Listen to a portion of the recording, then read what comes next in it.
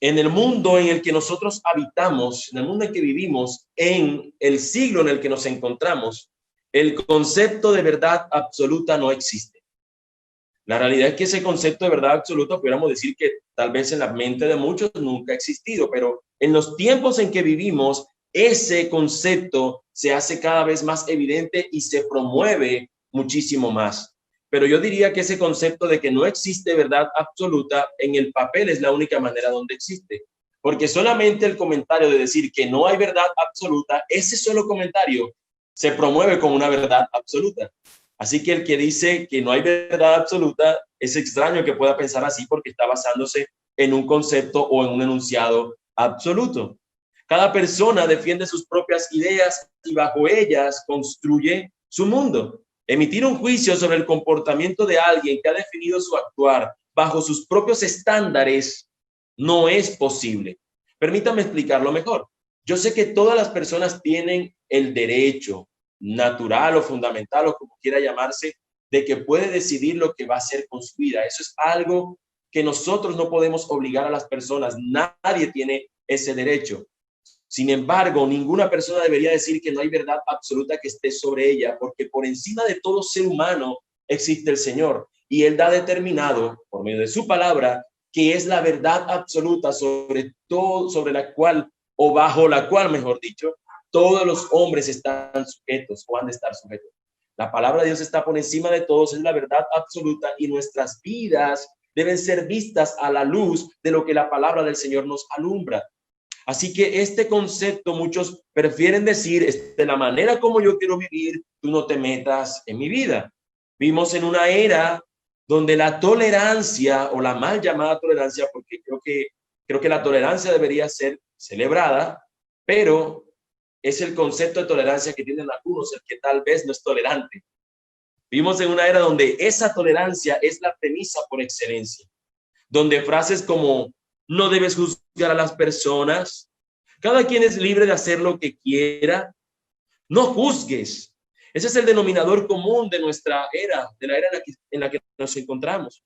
Y si nos vamos al plano eclesial o al terreno de las iglesias, sería algo como lo siguiente: no te metas con el ungido, no toques o no te atrevas a tocar el manto.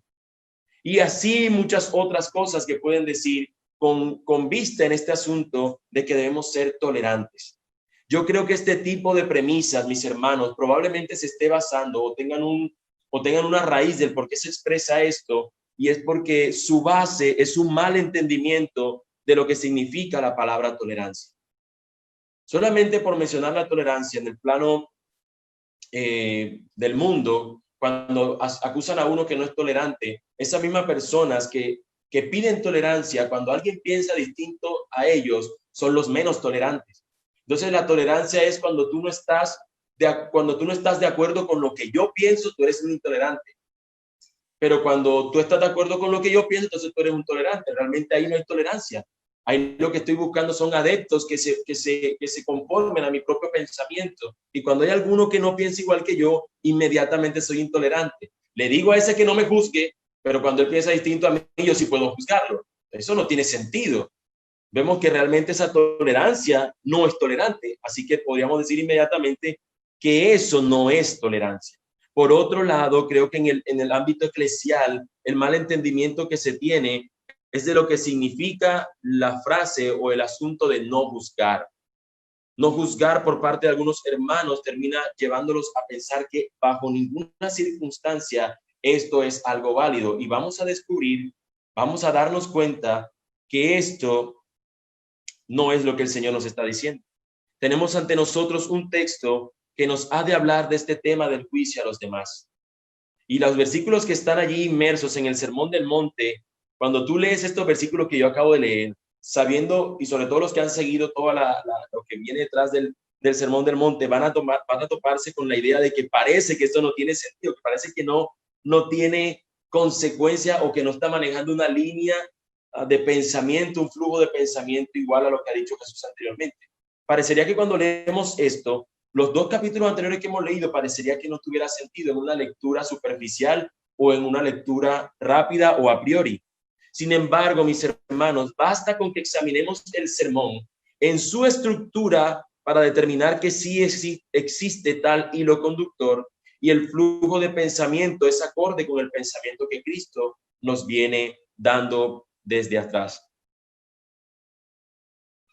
Como hemos visto a lo largo de esta serie, el Señor quiere que los ciudadanos del reino exhiban un carácter digno de los ciudadanos del reino, un carácter digno de los hijos de Dios, una justicia mayor que la de los escribas y los fariseos, una práctica religiosa verdadera y una confianza en que Él no es como una confianza que no es como la de los gentiles que vivían desbordados por la ansiedad. El Señor ha hecho en su sermón, ha ido explicando ciertos comportamientos, ciertas condiciones, características, ciertas maneras como sus hijos, los ciudadanos de su reino, deberían estar viviéndola. Y en este texto nosotros vamos a encontrar que sigue esa misma línea de pensamiento. ¿Qué es lo que nos quiere decir el Señor en esta nueva sesión que encontramos a partir del capítulo 7? Bueno, lo que el Señor pretende aquí es regular el tipo de relación que los hijos del reino tienen con los hombres. El Señor ha hablado cuál debe ser cuál debe ser el carácter de los hijos del reino, cómo deben ellos ver la ley del Señor, cómo ellos deben practicar su religión, cómo ellos deben ver las ansiedades o dónde ellos deben buscar los tesoros, que no es en la tierra, sino en el cielo, que no deben ansiarse por las cosas de la tierra, sino confiar en su Padre que está en los cielos y que les cuida. Pero no hemos visto en sí mismo, aunque hemos visto algunas cosas en amar a los enemigos y demás, pero en estos textos en particular vamos a encontrar directamente Jesús colocando a los ciudadanos del reino en relación con las personas a su alrededor. Fíjense cómo lo hace. Por ejemplo, encontramos que ellos deben relacionarse con personas que tienen un comportamiento irracional como animales, cuando nos habla de los perros y los cerdos en el versículo 6 que leíamos hoy. También nos habla cuando nos relacionamos en el ámbito de la iglesia con algunos que son considerados falsos profetas. Incluso cuando Él nos dice que vamos a encontrar en este capítulo 7 la regla de oro, nos damos cuenta que es una máxima acerca de cómo los hijos del reino deben conducirse entre los hombres del mundo. Así que nos damos cuenta que la intención ahora cambia hacia nuestro enfoque con las relaciones con las demás personas. Es como si el Señor estuviera diciendo, en el Padre Nuestro cuando orábamos diciendo en la primera parte, que era dirección al Señor, cuando Él nos llama ya en este mundo, nos damos cuenta que los dos sermones que vimos la semana anterior tienen esa relación con las cosas que están conectadas directamente con Dios. Y así como en el Padre Nuestro luego pedíamos por nuestras cosas personales y por la relación con las demás personas, cuando hablamos del perdón en la oración, nos damos cuenta que ahora parece que el Señor intentara también llevarnos hacia ese lugar. Tenemos una relación con las personas y cómo debería ser esa relación. Así que hoy tenemos ante nosotros un sermón basado en los 6 primeros versículos de este capítulo 7. Como he mencionado anteriormente, tiene que ver con el juzgar o con el juicio a los demás. Y el título de nuestro sermón así lo indica. El título de nuestra enseñanza, de nuestro sermón de la mañana de hoy es la naturaleza del juicio en el reino. Hemos hablado que hay un reino de los cielos, pero en ese reino de los cielos el Señor muestra cómo deben vivirse ciertas cosas. Así que lo que encontramos, o lo que hemos indicado que es nuestro título de nuestro sermón es la naturaleza del juicio en el reino. Claramente cuando hablamos de juicio, hacemos referencia al asunto de juzgar a los demás, de juzgar a otros.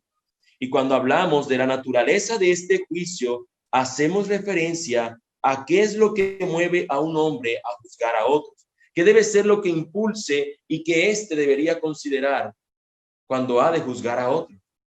Así que, aunque para algunos de ustedes suene extraño lo que voy a decir, este sermón nos ha de mostrar, tal como está en el texto, consideraciones a la hora de juzgar. Y no es simplemente un llamado a no hacer algo tan natural y hasta beneficioso como juzgar. No te caigas de tu silla, por favor. No te desconectes ahora después de haber dicho yo esto.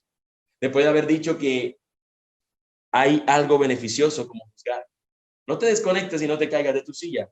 Ya explicaré por qué he dicho este comentario. Son 3 sentencias que vamos a encontrar. Son 3 consideraciones que yo quiero enseñar o predicar en la mañana de hoy, que tienen que ver con el juzgar.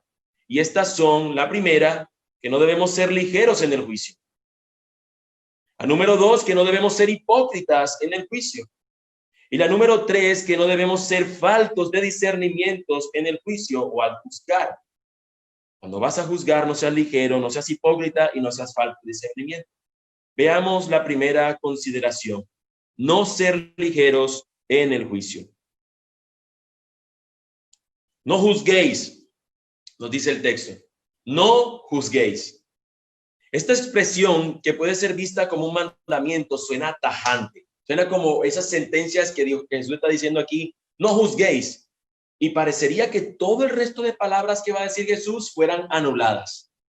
Es como si alguien hubiese entrado de repente, no sé si ustedes han visto o si a ustedes les ha pasado, que ustedes están haciendo scroll, que le llaman a esta práctica de usted estar dándole, cuando está revisando, no sé, alguna red social y usted va haciendo así, y que de repente usted pasa, ve un videito, pero usted realmente no lo vio, simplemente escuchó que decía, entonces, y usted hizo así.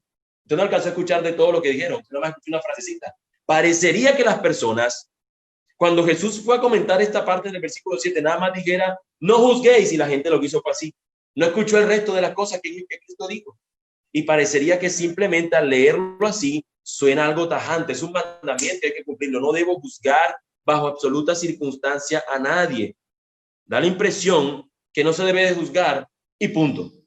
Sin embargo, por el mismo contexto de este pasaje, también de otros pasajes que están en la misma escritura, dentro del mismo Mateo, y también dentro de todo lo que la palabra de Dios nos menciona, nosotros podemos decir que esto de no juzgar tiene una razón de por qué Jesús aquí lo dice o lo emplea. Para poder entender este asunto de no juzgar, yo creo que es conveniente que veamos dos cosas.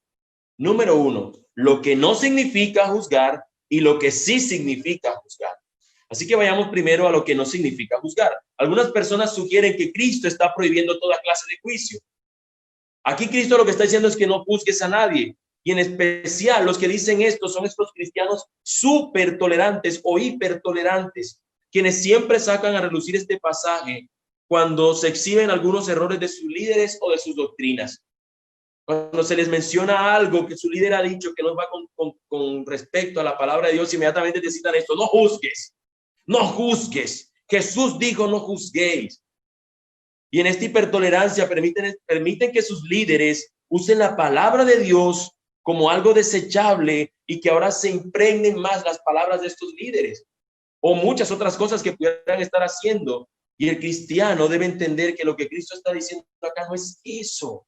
No es eso. No juzguéis tiene un sentido y una razón de ser. Jesús no está prohibiendo toda clase de juicio. Si nosotros dijéramos que Jesús está diciendo no juzguen, tendríamos un problema para explicar o para entender cómo él mismo ha juzgado las acciones de los escribas y de los fariseos en este sermón hasta donde lo hemos visto.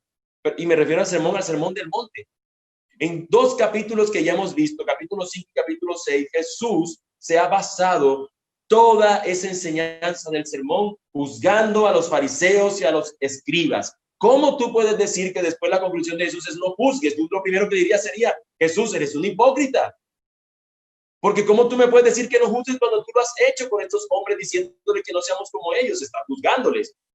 Entonces no puede ser eso lo que Cristo nos está diciendo. Tendríamos un problema para explicarnos eso. Así que es conveniente entonces entender a qué se refiere la Escritura cuando nos habla de juzgar. La palabra o el término juzgar viene del término griego krino. Este término griego krino con K significa básicamente separar, hacer distinción entre dos o más alternativas, decidir o determinar, llegar a una conclusión, asignar culpa a alguien, sentenciar. Considerando aún este significado, no hay razón, mis hermanos, para creer que el Señor es tajante en su declaración. Podríamos decir que lo que Jesús está indicando es hacia la última parte de la definición del término griego krino, que tiene que ver con sentencia, y lo vamos a ver en el desarrollo del resto del tema. Sin embargo, la palabra juzgar, o tú en su primer definición, en lo que significa juzgar, tiene que ver con separar y hacer distinción. Y eso claramente nosotros tenemos que hacer uso de ese juicio para identificar entre lo falso y lo verdadero, para identificar entre lo que es real y lo que es mentira. Así que nosotros sabemos que el Señor no nos está haciendo una prohibición tajante. Hay algo que nos está diciendo, pero sigamos viendo lo que no significa, estamos en este asunto de lo que no significa el juzgar, y veamos que en el versículo 6 de este mismo capítulo que vamos a estudiarlo hoy, este versículo 6 nos dice que no le echemos perla a los cerdos y a los perros. Y la pregunta es, ¿cómo sabremos quiénes son los cerdos si no discernimos o pasamos juicio sobre ellos? ¿Cómo saber quiénes son esos? Necesitamos emitir un juicio para poder identificar quién es y quién no lo es. Más adelante en este mismo capítulo, que va a ser parte de uno de nuestros sermones, Jesús advierte de unos falsos profetas. La pregunta es, ¿cómo vas a determinar qué es falso y qué es verdad si no pasamos juicio sobre esas personas y sus enseñanzas? Por otro lado, podemos observar más adelante en la historia de la iglesia al apóstol Pablo juzgando un caso de inmoralidad en 1 Corintios, capítulo 5, y dando la orden a la iglesia que pase juicio sobre el hombre porque ellos se habían pasado de tolerantes. ¿Cómo se va a determinar qué es moral o inmoral si no emitimos un juicio? ¿Cómo podemos decir lo que simplemente hay que decir no juzguéis cuando la Biblia claramente nos muestra todo lo contrario? Todos estos ejemplos, mis hermanos, nos muestran la necesidad de emitir juicio. Y absolutamente en todos es la palabra de Dios la que nos permite hacerlo justamente. Y esto es lo clave. Es la palabra de Dios la que nos muestra cuál ha de ser la verdad absoluta bajo la cual están las acciones de los hombres siendo pesadas. Es esa la que nos va a alumbrar hacia lo que es cierto y lo que no lo es. Muchos otros pasajes indican que el contexto general de las Escrituras, Cristo no está limitando toda clase de juicio. Lo que nos enseña aquí es que entonces lo que no significa es que no se puede juzgar. ¿Qué es lo que se prohíbe juzgar entonces? Nos preguntaríamos. ¿Qué es lo que Cristo nos está indicando aquí? Bueno, lo que sí significa este texto o esta fase de no juzgar es lo siguiente. De acuerdo al contexto en el que nos encontramos, lo que Jesús nos está diciendo es que no adoptemos una actitud o un espíritu condenatorio. Es un espíritu o una actitud condenatoria. Jesús está prohibiendo esa actitud de falta de misericordia que era propia de los fariseos y de los escribas, quienes usaban la palabra de Dios para argumentar que ellos estaban bien y ver a los demás con desdén. Los fariseos hacían este tipo de cosas, no contemplaban sus vidas antes de emitir juicios sobre los demás. Simplemente se veían como perfectos. Una vez más, permítanme usar el ejemplo del fariseo y el publicano que están orando, la parábola que Jesús emplea más adelante en este evangelio de Mateo. En esa parábola veíamos que este hombre se acerca al Señor orando, diciendo, oh Señor, gracias que no soy como este tipo, que yo ayuno 2 veces a la semana, que yo doy mis diezmos, que yo hago esto, bla, bla, bla, bla, bla, bla, bla, bla, bla. Y este hombre ni siquiera se atreve a levantar su mirada al Señor. Y simplemente se dice, Señor, sé propicio a mí, pecador. Soy un pecador que necesito de ti. Dice la Escritura que Dios justificó al publicano y no al fariseo. El fariseo se jactaba y juzgaba al otro basándose en su propia justicia, en su manera de ver él lo que era, cómo debía ser el comportamiento del hombre, no viendo ante la Escritura cómo debía ser el comportamiento de este. Porque cuando él viera la Escritura, él se iba a dar cuenta que su comportamiento no era digno, que él realmente era un pecador al igual que el otro. Y eso es lo que ocurre y lo que Jesús aquí nos está diciendo, que no juzguéis como estos, no juzguéis como esos que juzgan de acuerdo al mundo, basándose en sus propios deseos, sentimientos, en sus propias maneras de concebir la vida, en sus propias advertencias, en sus propios mandamientos. No, deberíamos considerar la Escritura como que es la ley del Señor. Es esa actitud de la que Jesús está advirtiendo. El que pone sus obras como medida para compararse con otro y llamarse a sí mismo mejor que el otro, porque él no comete las mismas faltas. Él sí guarda la palabra de Dios, pero él la guarda a su modo, la guarda a su manera. Es mentira realmente el hecho de que eres un hombre que anda conforme a la palabra de Dios. Estos fariseos eran eso.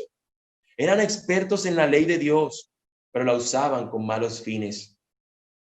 Porque en vez de guiar a los hombres a la verdad, los conducían a un juicio orquestados por ellos mismos. donde ellos se veían a ellos mismos como jueces perfectos y trataban de pecadores a los demás. Es a esa manera de juzgar a la que Cristo nos está diciendo que no juzguemos. Esa actitud es la que vemos que Jesús está condenando aquí. ¿Es posible que creyentes lleguen a ser iguales que estos fariseos? Por supuesto que sí. Es posible que nosotros mismos seamos aún como estos fariseos, que en vez de emplear la palabra de Dios para guiar a la verdad, terminen usándola para mostrarse como los perfectos. Y esto lo que ha de producir es a muchas otras personas que siguen a estos como expertos criticones. Recuerden que la palabra crítica en sí misma no es mala. Por ejemplo, cuando usted lee la recomendación de un artista, usted está leyendo una crítica. Por ejemplo, una recomendación de alguien que recomienda restaurante. Usted está leyendo una crítica que le está haciendo. Él fue a un restaurante, él probó una comida y él dice, le recomiendo el pollo no queda tan bien, está seco, el tal cosa, no sé qué, y le dice una cantidad de cosas. Le está haciendo una crítica que tiene la finalidad de promocionar o de tal vez ver los defectos que tiene algún otro lugar. Es una crítica. Pero hay personas que no son críticas, que no evalúan o que no hacen un sabio juicio, sino que son hipercríticos. Y este hipercriticismo no se basa en una verdad absoluta bajo la cual él mide el estándar, no. El estándar lo bota y él se busca y él se ve a sí mismo y dice, es que ese no es como yo. Es que ese no es como yo. Y esa es una lucha, mis hermanos, que todos, absolutamente todos tenemos. Y es a esto lo que el Señor nos está diciendo. Como ciudadanos del reino, no deberíamos juzgar basados en nuestros propios juicios o nuestro propio comportamiento. Hay una regla que está por encima de nosotros. Esa actitud es la que Jesús prohíbe aquí. No es una prohibición de discernir y juzgar con justo juicio, como nos dice el Evangelio de Juan, que juzguemos con justo juicio. No es una actitud o es una prohibición a que critiquemos justamente. No, es una prohibición a que nosotros lo hagamos con un sentido inmisericordia, con un sentido de desdén y de desprecio y basándonos en nuestras propias maneras de pensar en las cosas en vez de que sea la Escritura.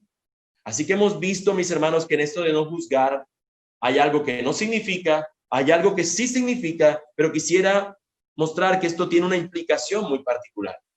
Lo que nos implica el asunto de no juzgar, nos dice el texto, no juzguéis para que no seáis juzgados, porque con el juicio con que juzgáis, seréis juzgados, y con la medida con que medís, os será medido. Como hemos dicho, mis hermanos, no debemos ser ligeros en nuestro juicio a los demás. No debemos ser ligeros, no debemos ser próximos o prontos a juzgar a otro. Debemos nosotros hacerlo respaldado por la palabra de Dios, pero no ser llevados por una actitud de hipercriticismo, una actitud donde es la crueldad, donde es lo falso, donde es lo innecesario, lo que mueve a esa persona a criticar a otros. Podrían ser muchas otras más cosas las que terminan estas personas moviéndolo a criticar a otros. Pero creo que con estas tres serían suficientes: crueldad, falsedad y algo innecesario. El mover a una persona a juzgar a otra. La razón, mis hermanos, quisiera que esto pudieras tenerlo en cuenta. La razón por la que no debemos ser ligeros al juzgar es porque encima tenemos un juez justo que al final nos juzgará rectamente según nuestras obras. No debemos ser ligeros al juzgar a las personas, señalando en ellos un pecado, cuando nosotros sabemos que encima de nosotros está el juez que tiene la regla perfecta bajo la cual nosotros vamos a ser medidos. Debemos considerar primero a ese juez, a esa regla, y con base a lo que él dice, ir y nosotros poder emitir un juicio. No ser ligeros, sino considerar primero lo que la palabra nos dice. Mira lo que nos dice Romanos 14, del 10 al 13, permítame leerlo. Nos dice la palabra del Señor. Pero tú, ¿por qué juzgas a tu hermano? O tú también, ¿por qué menosprecias a tu hermano? Porque todos compareceremos ante el tribunal de Cristo, porque escrito está: vivo yo, dice el Señor, que ante mí se doblará toda rodilla y toda lengua confesará a Dios. De manera que cada uno de nosotros dará a Dios cuenta de sí. Así que ya no juzguemos más los unos a los otros, sino más bien decidir no poner tropiezo u ocasión de caer al hermano.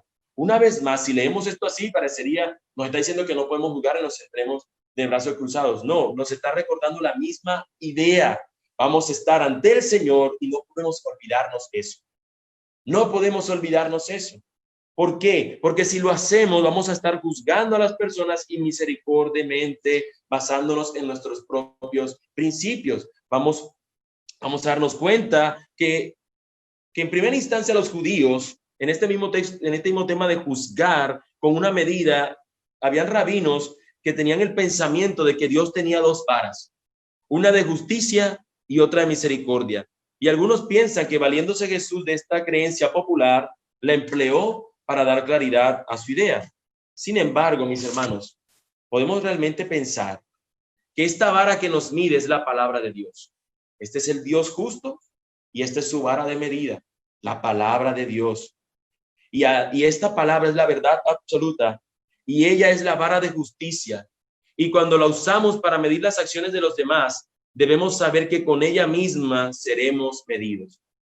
Con ella misma seremos medidos. ¿Han escuchado ustedes ese dicho popular que dice, mira, ¿cómo es que dice el dicho? Mira al puerco hablando de orejas, creo que dice el dicho.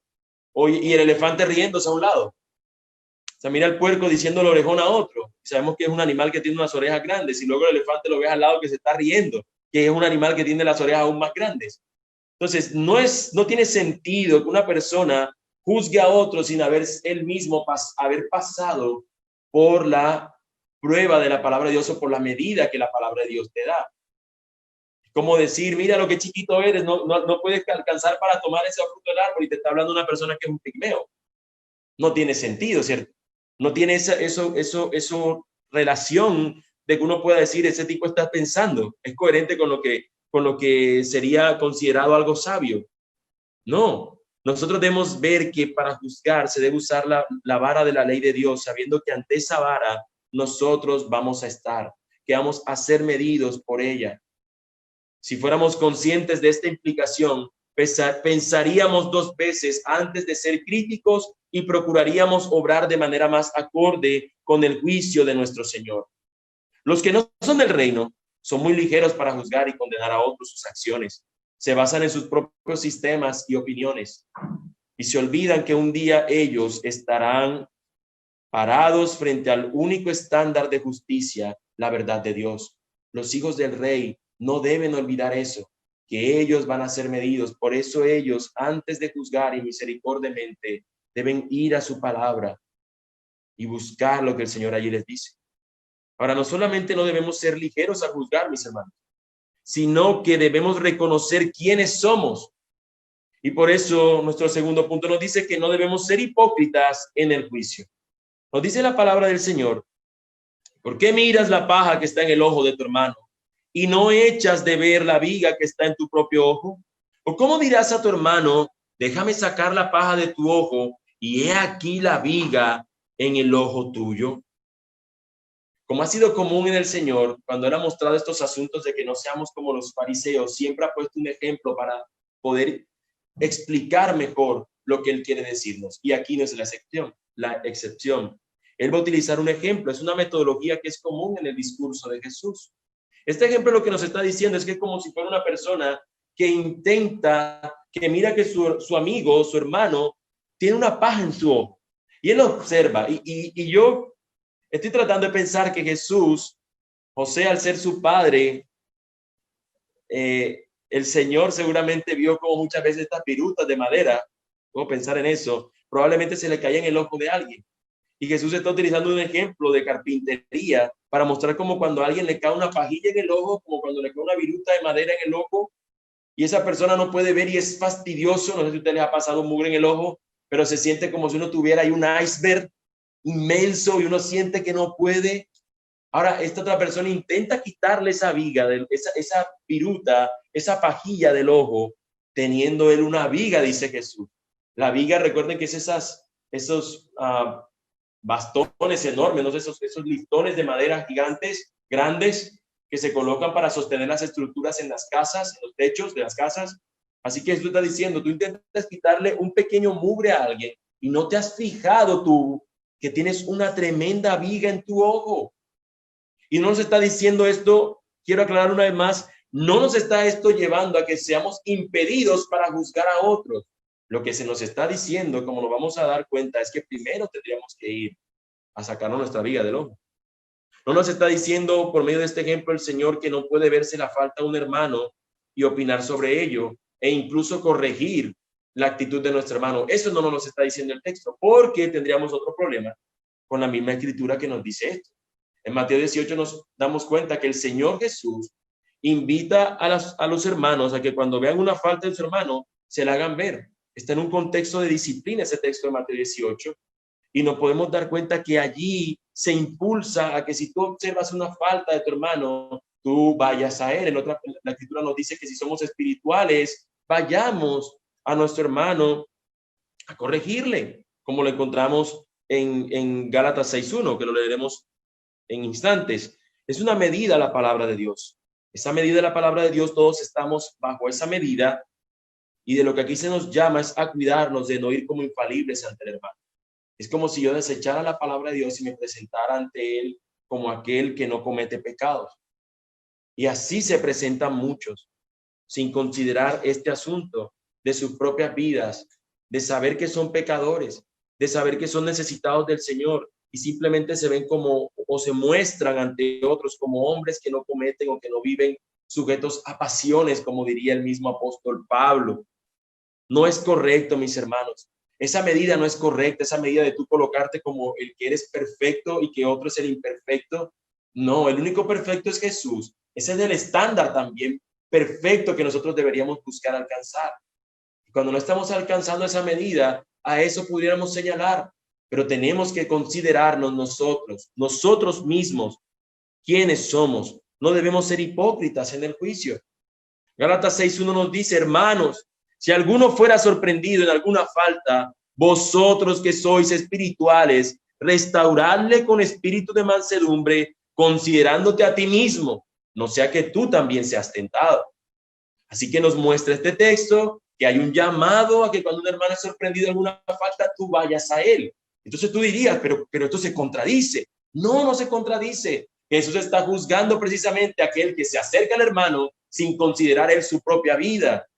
Y eso es lo que aquí nos está diciendo, vosotros que eres espiritual. El espiritual va a buscar el consejo del Señor. Primeramente, él sabe que él no es el más digno para poder aconsejar a alguien en un pecado, porque tal vez él no tiene esa lucha con ese pecado, pero él sabe que es un hombre pecador que tiene una lucha con otro. Y ese es el punto aquí. Nosotros cuando vemos una falta, cuando vemos esa viga, sabemos que nosotros tenemos una mayor y vamos al Señor. Vamos al Señor para entregar esa carga o para que Él nos quite esa viga que tenemos en nuestro propio ojo. Eso hace un espiritual. Pero fíjense cómo encontramos nosotros en la Biblia un ejemplo que nos puede ilustrar este asunto. En 2 Samuel 12, del 1 al 25, no lo voy a leer, era para que ustedes tengan la cita allí en el Antiguo Testamento, segundo libro de Samuel, capítulo 12, versículos 1 al 25, nos encontramos con la historia de David, cuando recordarán ustedes que él tomó la mujer de otro hombre. Voy a simplemente a decir rápidamente la historia. Él toma la mujer de otro hombre, termina básicamente llevando a que este hombre sea asesinado, o sea que planificó fornicación, planificó un asesinato, tomó a esa mujer luego como su esposa, esta mujer queda embarazada, ella queda embarazada y finalmente el bebé termina muriendo.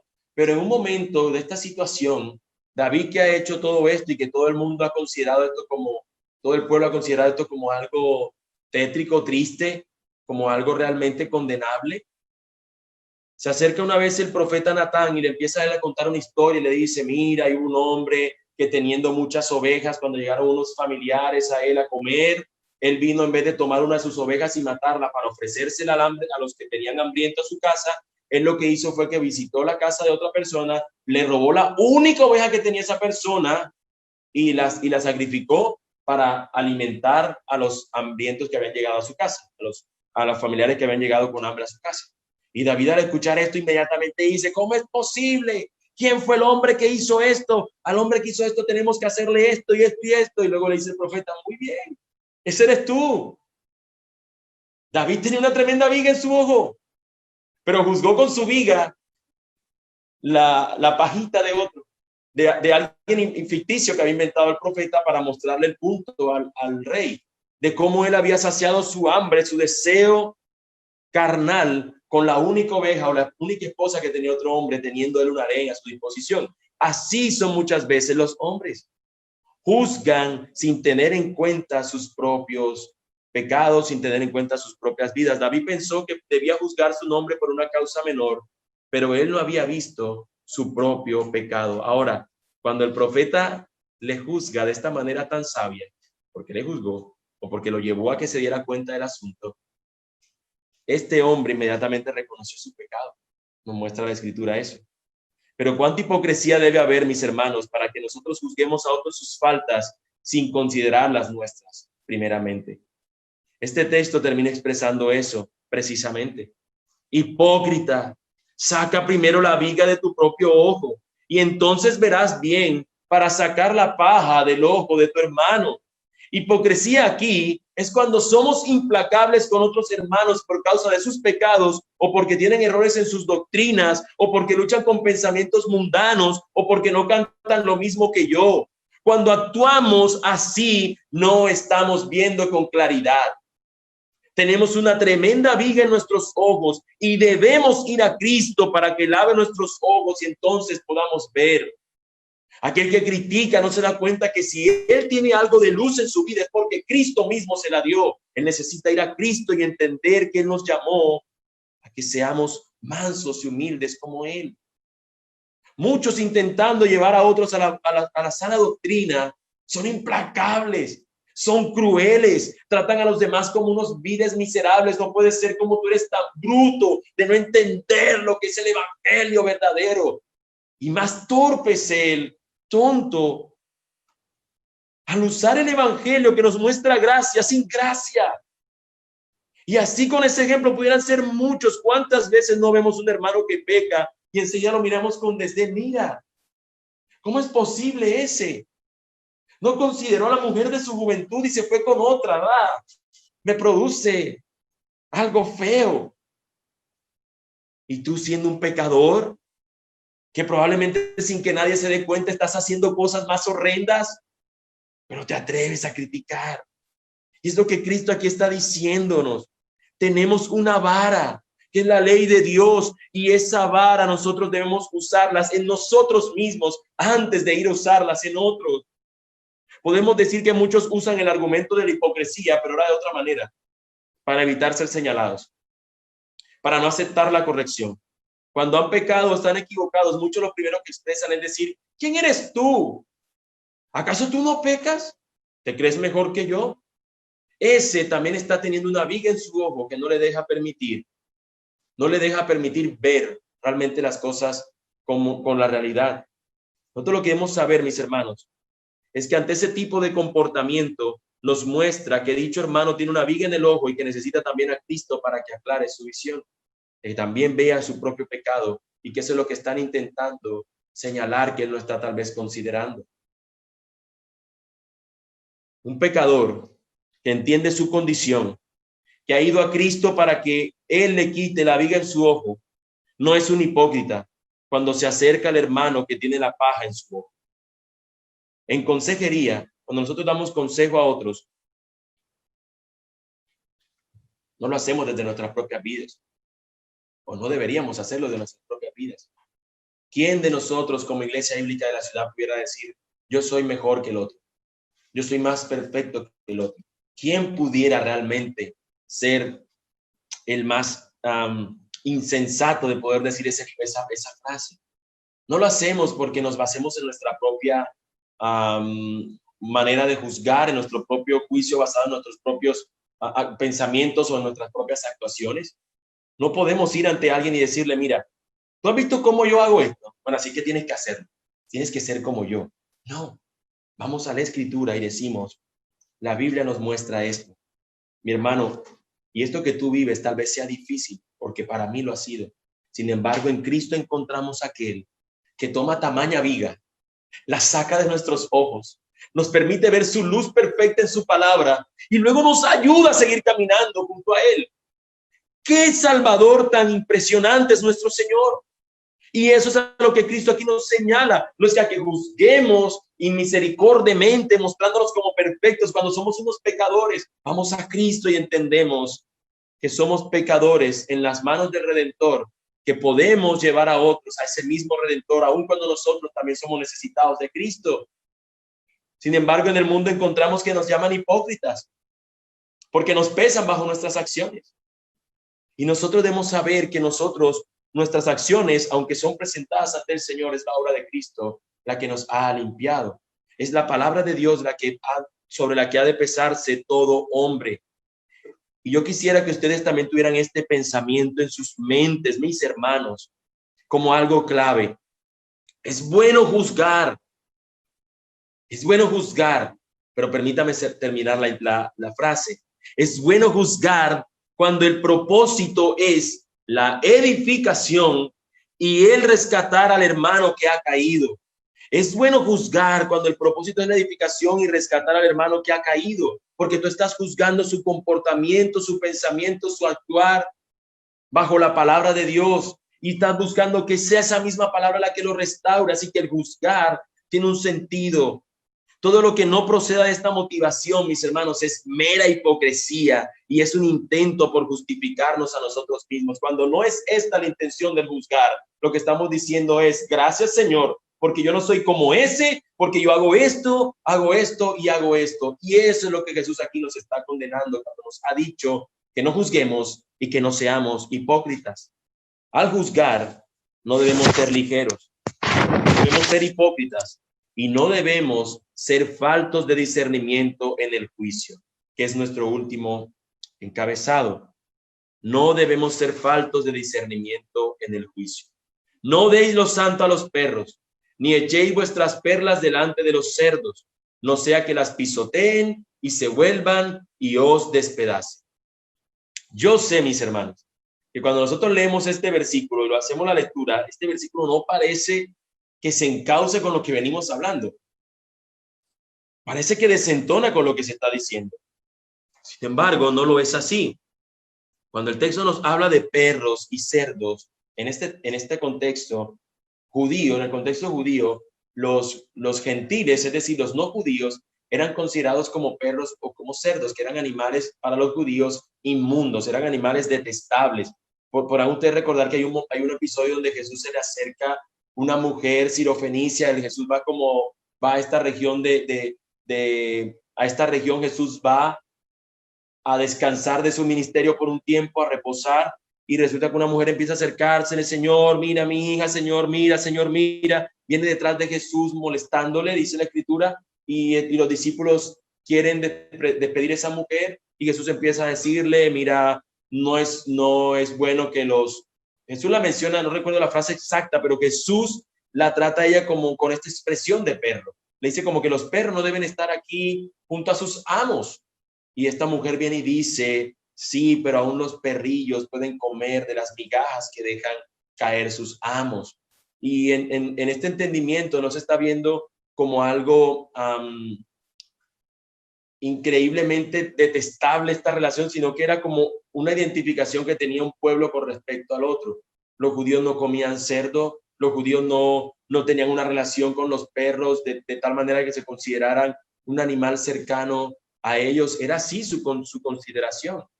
Y Jesús está empleando esta idea que tienen las personas para hacer ver la diferencia, porque la razón del que Jesús está diciendo esto acá es que los fariseos tenían la costumbre de practicar su propia justicia ante los gentiles. Ellos siempre se presentaban como aquellos buenos, como que: Señor, mira, nosotros sí cumplimos esto. Y esos gentiles, míralo cómo actúan. Esas prácticas de esos gentiles son detestables. Esa práctica de esos judíos, de esos gentiles, no van de acuerdo a nuestros criterios religiosos y morales. Nosotros somos mejores que ellos. Eso era lo que hacían estas personas. Y empezaban a argumentar desde la ley de Dios para mostrar de que ellos eran mejor que estos otros. En el reino de los cielos no debe ser así. Nosotros debemos saber que la palabra del Señor es una perla de gran valor. Y simplemente emitir un juicio con ella a gente que la va a despreciar es tener falta de discernimiento. Simplemente es eso, falta de discernimiento. Lo que el texto nos está diciendo es que las personas han de juzgar a otro. Hemos dicho que no debe ser ligero nuestro juicio. Hemos dicho que no debe ser con hipocresía nuestro juicio. Debemos saber quiénes somos, pero tampoco debe ser con falta de discernimiento. Es como tú tomar la palabra del Señor y decirle a alguien que está mal, que tal vez no está de acuerdo, más bien tener algo mal, no sería un buen ejemplo decirlo así, pero es como si tú tomaras la escritura y le hicieras ver a una persona cómo su camino no está siendo conforme al de la escritura, y esa persona empieza simplemente a tomar la palabra de Dios como si realmente no tiene nada que decirle a ella, como si la palabra del Señor fuera basura ante sus pensamientos, porque es lo que está diciéndonos el texto. Es como si tú intentaras darle esto santo a un perro, como si tú intentaras darle una perla a un cerdo. Lo que va a hacer el cerdo es que una perla para él no significa nada y la va a pisotear en el fango. Es como si intentaras darle algo santo a un animal. No va a entenderlo. No va a entenderlo. Así que el texto lo que nos está diciendo es que cuando juzguemos tenemos que tener discernimiento. Discernimiento. Los que no son del reino, los fariseos, emplean el juicio para juzgar sin discernimiento, indiscriminadamente. El juicio en el reino, en cambio, tiene el propósito de conducir al arrepentimiento, no condenar por condenar. Ese es el punto, mis hermanos. No condenar por condenar. Debemos usar la vara de la ley de Dios con la finalidad de que lleve a la gente al arrepentimiento y no como un instrumento para exhibir mi justicia, porque lo que termino haciendo es exponerla para que sea pisoteada. Lo explico mejor. Es como aquel que intenta mostrarse ante los hombres: ustedes son perversos por esto, por esto, por esto y por esto. Tienen que ser así, tienen que andar es así. No, la escritura lo que nos lleva es que nosotros juzguemos a alguien con la intención de que éste se arrepienta y crea en el Señor. ¿Qué sentido tiene que tú emplees la palabra que te lleva al conocimiento de entender que una práctica es pecaminosa y luego usar tu propia vida como escenario para mostrar tu propia justicia y mostrarte que no eres como eso? La palabra de Dios, por ejemplo, nos habla acerca de que la homosexualidad es un pecado, que el homosexualismo es un pecado. Sin embargo, en una ocasión observé que alguien fue a un programa y tomó la bandera que estas personas toman como lo que lo representa, la tiró en el piso y empezó a pisotearla, demostrándose: es que esto es esto y esto y esto. Nuestro juicio no debe ser un juicio condenatorio. Nuestro juicio debe ser un juicio que muestre que algo es un pecado, pero mostrar primeramente al Salvador que salva aún al más sucio de los pecadores, que por cierto puede ser cualquier persona en este mundo que está sin Cristo. A todo aquel que está sin Cristo necesita a Cristo, no importa su pecado. Y la vara de la ley de Dios debe ser usada con esa finalidad. Debo tener el discernimiento, no debo ser falto de él, ya que si lo hago terminaré lanzando perlas a la deriva. Y eso es usar algo tan sagrado como la ley de Dios para algo que no es provechoso en personas que muestran poco y nada de interés. Este discernimiento al juzgar debe ser tenido en cuenta en diversas ocasiones, mis hermanos. Nosotros no debemos simplemente mostrar el pecado de alguien por mostrarlo para terminar viéndonos nosotros como perfectos. No, nuestra intención al mostrar a la persona es teniendo en cuenta que no debemos ser ligeros, es saber que nosotros también somos pecadores y hemos sido perdonados por su gracia, pero también cuando lo hacemos es para que esa persona pueda llegar al Señor. Por eso esta perla preciosa se la damos a alguien con el que nosotros sepamos o nosotros estamos discerniendo de que es algo sabio hacerlo. Yo no estoy hablando de evangelizar, porque al evangelizar nosotros tenemos en cuenta esto también. Nosotros podemos empezar a evangelizar a una gente que no conocemos. Tú estás simplemente ahí haciendo una función de sembrador, que nos dice la Escritura: empiezas a sembrar el evangelio. No sabes qué clase de terreno es. Pero cuando tú estás hablando con alguien, tú sigues intentando con alguien, lo has evangelizado y lo empiezas a discipular, hay un momento, no es donde tú te cansas, es donde tú usas el discernimiento para darte cuenta que probablemente esa persona con la que le estás hablando simplemente es un necio, o simplemente es como estas figuras que están diciendo acá de animales. Un animal está actuando, no es que lo es, está actuando como un animal irracional que no entiende de consejo ni razón. que por más que le digas y que le hables de su pecado, de su condición y que necesita un salvador, esa persona se presenta como alguien necio y que no quiere escucharlo. Y hay un momento donde nosotros debemos ser como nos dijo el Señor: sacude tus sandalias y vete de allí. La perla o la palabra hemos considerado como una perla preciosa y tiene un tiempo de lugar donde nosotros podemos presentarla. Al evangelizar deberíamos considerar esto del discernimiento cuando vamos a emitir un juicio. Usar la ley para señalar el pecado no es algo para hacer a la ligera. Yo sé, mis hermanos, que muchos de ustedes se han acostumbrado a ese tipo de comportamiento, donde si nosotros observamos a Cristo, Cristo señala el pecado de muchos. Donde si nosotros nos damos cuenta, Cristo señala el pecado de algunos. Y esa también debería ser nuestra manera de hacer, mostrarle a alguien eso. Pero ¿por qué Cristo lo hace? ¿Cuál era la intención de Cristo? ¿A qué vino Cristo y qué nos dice? ¿Un llamado a qué? Al arrepentimiento. Cristo vino para anunciar a las personas que se arrepintieran. Si esa no es la intención de tu juicio, si esa no es la intención al tú hacer esto, tú estás mostrando que eres un falto de discernimiento. Si tú simplemente cuando tu mamá hace algo que no es una creyente, tú simplemente le muestras su pecado. Pero usted, mamá, está haciendo así. Usted no debió haber ido a ese baile, porque la palabra de Dios nos dice que debemos ser tal y tal y tal cosa. Tú no estás actuando con discernimiento, porque tú realmente no estás buscando que ella entienda y conozca al Salvador Jesucristo. Debemos procurar que cuando vamos a hacer ver el pecado en otros, queremos que vean a dónde van a correr primero. Así sea tu familia, mi hermano, así sea un amigo, así sea quien sea. Tú debes procurar que él sepa dónde va a correr. Tú debes saber que tú debes llevarlo a Cristo. Las personas necesitan primero conocer a Dios antes de decirle que lo han ofendido. Y mientras tú les enseñas que lo han ofendido, tú les muestras quién es Dios. Y mientras tú les enseñas quién es Dios, tú les muestras que lo han ofendido. Pero esa es nuestra razón de ser. De nada sirve que tú simplemente le muestres a alguien que es un pecador itinerante, que todo el tiempo lo está pecando, si no lo quieres llevar a Cristo. Nosotros debemos saber que nuestra intención es que cuando yo le muestro a alguien su falta, debo hacer ver que no es por mi propia intención, sino porque es lo que el Señor nos muestra. Debemos procurar hacer esto.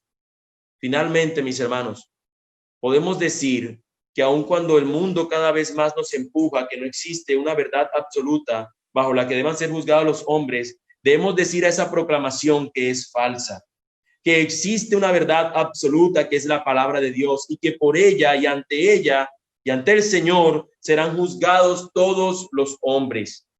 Juzgar es algo sagrado. Sí, juzgar es algo sagrado. Es algo que debe buscar traer al arrepentimiento a aquel al que se juzga. Y no es para yo exhibir mi propia justicia. Como hemos mencionado, existe una naturaleza del juicio que deben tener en cuenta los ciudadanos del reino, que es distinta a los que no lo son. ¿Qué es esto? Mis hermanos, los que no son del reino son muy ligeros para juzgar y condenar a otros basados en sus propios sistemas y opiniones. Y se olvidan que un día ellos estarán frente al único estándar de justicia, la verdad de Dios. Los ciudadanos del reino, en cambio, no son ligeros al juzgar y su juicio se basa en la verdad. Los que no son del reino son hipócritas. Ellos juzgan solo para verse más justos que otros. Los ciudadanos del reino, en cambio, no son hipócritas y su juicio se basa en la humildad, reconocer quiénes son y presentarse ante su Señor. Los que no son del reino juzgan sin discernimiento, juzgan indiscriminadamente. Los ciudadanos del reino lo hacen con claridad y su juicio se basa en el discernimiento. Si Cristo, mi hermano, pudiéndote juzgar a ti con verdadera justicia, te mostró su gracia y perdonó tus pecados, ¿no crees que tu juicio a otros debe basarse en el ejemplo de Cristo? ¿No crees que debes seguir el ejemplo de Cristo al juzgar a otros? Y al reconocer que tú has sido perdonado y Cristo te haber mostrado la gracia de él a ti, te debería impulsar a que tú también se la muestres a otros. Ahora, amigo mío que estás acá, que tú no conoces a Cristo, tú que estás aquí sin Cristo, que tal vez al escuchar esto te has sorprendido por muchas cosas. Tal vez tú has escuchado algo que hemos que he dicho, y es que todos nosotros nos presentaremos ante el juicio de Dios. Todos nosotros por nuestras acciones seremos juzgados y seremos pesados bajo lo que la palabra de Dios nos muestra. Esa es la balanza perfecta. Amigo, si tú te presentas ante el Señor en tus propias obras, siendo sostenido por tu propia obra, por tus propias acciones, tú sabes que tú eres culpable. Tú sabes que eres un pecador. Pero en cambio, amigo, si tú te presentas ante el juicio de Dios por la obra perfecta de Cristo, tus pecados son perdonados. Tú serás hallado un no culpable, un inocente, pero no por tus obras, sino por la obra perfecta de Cristo. Y esta es la oferta que hace el Evangelio, que si tú vienes a Cristo en arrepentimiento y fe, Él te perdona. Pero al que Él perdona, lo transforma a tal punto que viva una vida distinta a la que antes vivía. Por eso hablamos de unos ciudadanos del reino en comparativa con unos ciudadanos del reino que no son del reino. Y te invitamos aquí, amigo mío, a que tú vayas a Cristo en arrepentimiento y fe, a que te arrepientas de tus pecados y que el Señor obre en tu corazón para que lo veas a Él como el más digno y precioso Salvador y que lo consideres a Él y que rindas tu vida ante Él. Ve a Cristo, amigo, en arrepentimiento y fe. No lo dudes y no tardes. Ve a Cristo y ve ahora. Vamos a orar. Amado Dios, tu palabra, Señor, es viva, es eficaz, es más cortante que toda espada de doble filo. Señor, tu palabra alimenta, Señor, al hambriento. Le quita, o es agua que quita la sed al sediento. Es un refugio seguro, Señor, aquel que se encuentra desprovisto de él. Tu palabra, Señor, es un ungüento a aquel que lo necesita. Tu palabra, Señor, es esa lámpara que ilumina nuestro caminar. Es el sendero también por el cual andamos. Tu palabra, Señor, es ese martillo, es ese fuego que derrumba, que destruye la roca más dura. Tu palabra, Señor, es la que tiene ese poder y no nosotros. Bendito Dios, que tu palabra obre en cada uno de los corazones, Señor, que hemos sido receptivos a tu palabra, Señor, que hemos estado, Señor, atendiendo a ella. Amado Dios, te ruego que tú obres, Señor, en cada corazón, en cada uno de nosotros, Señor, de tal manera que podamos, Señor, darnos cuenta que el juzgar, Señor, no es muchas veces como lo hemos pensado, pero que tampoco debemos ahora, sabiendo que pudiéramos juzgar de una manera indiscriminada, sino que tenemos que hacerlo considerando las cosas que hemos visto. Señor, ayúdanos a no ser ligeros al juzgar a otros, a que podamos vernos como nosotros somos, Señor, no ser hipócritas al considerarnos que somos perfectos. Pero también, Señor, te pedimos, ayúdanos, oh Dios, a que podamos tener discernimiento, Señor, para saber, para poder ser usados por ti, Señor, y mostrar, Señor, el juicio, mostrar lo que está en tu palabra, mostrar la medida de tu palabra a todo hombre, a toda persona, Señor. Y saber, Señor, cuando tú nos estás indicando que tengamos que sacudir nuestras sandalias e irnos de allí. Ayúdanos, Señor. Te lo pedimos, oh bendito Padre. Señor, tú eres bueno, tu misericordia es para siempre, tu bondad, tu verdad. Ayúdanos, Señor. Ayuda también a aquellos, Señor, que no te conocen y que se han conectado, Señor, que han sido invitados por alguien. Señor, te pedimos, oh bendito Dios, que obres en sus corazones y les hagas ver, Señor, realmente la realidad de sus vidas. Que sus vidas, Señor, sin Cristo están perdidas, Señor. Que necesitan de ti, oh Señor. Que necesitan de este Salvador. Que necesitan de este Señor que demanda de nosotros una vida rendida ante Él. Oh Señor, te lo pedimos. Bendito Dios, te lo rogamos. Obra en nuestros corazones, obra en nuestras vidas. Habla, Señor, a nosotros para que podamos andar, Señor, conforme a tu voz que es tu palabra, Señor. Bendito Dios, te damos gracias y te oramos en el nombre de nuestro Señor y Salvador Jesús. Amén.